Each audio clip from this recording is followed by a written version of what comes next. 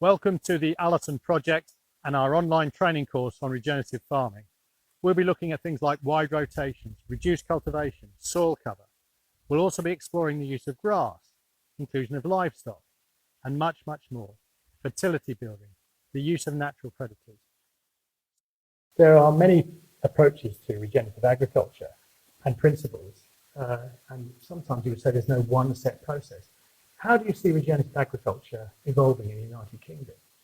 I think we need to take a step change from the approaches that we've made in the past, which have tended to focus on yield maximisation, producing as much food as we can from the land. We need to look now more broadly at the goods that society wants us farmers to produce: clean water, clean air, biodiversity, and that means we're going to have to change our farming system. And I think a good way to describe this is to take on board agroecological approaches, taking the farming bit and marrying it with the environment bit so the two are working in synergy together. And I think then not only will we get the outcomes that we need in terms of good food production, but we'll also get the other outcomes that society wants in terms of those other goods and services. And this would also be supported by the government's own 25-year environment plan. So can you see actually things like environmental land management and sustainable food production fitting nicely into this as a delivery method into the future? Yes, I do, absolutely. And remember, one of the most important things about productive farming is it's not the amount of inputs that you use per hectare, but the amount of inputs that you use per tonne of crop produced. So productive farming is still a very, very important part of reducing your environmental footprint. And then what you do is, while you specialise and are excellent in what you do in the middle of the field, you then work on the field boundaries and the ecological infrastructure to maximise the output from that area. And that is a definition of regenerative agriculture. Okay, now Alistair, I know that you're interested in soil and carbon. So how do you think soil and carbon might fit into this? Because farmers and advisors will be very interested in this.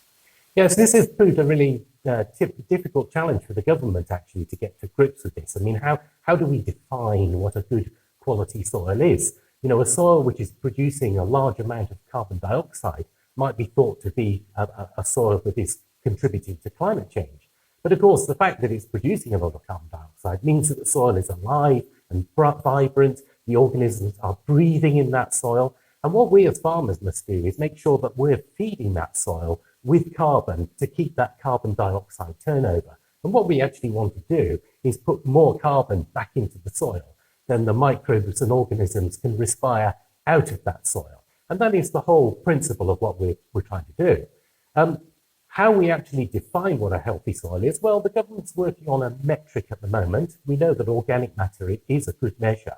But these are things which we'll be learning about during this course. Excellent. So our course is on regenerative agriculture. How might agri-environment schemes, current agri-environment schemes, help farmers with a regenerative approach?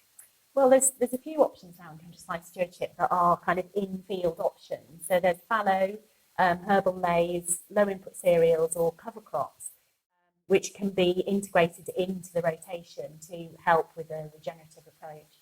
So that's under current schemes. What about in future schemes? We hear about environmental land management in the future.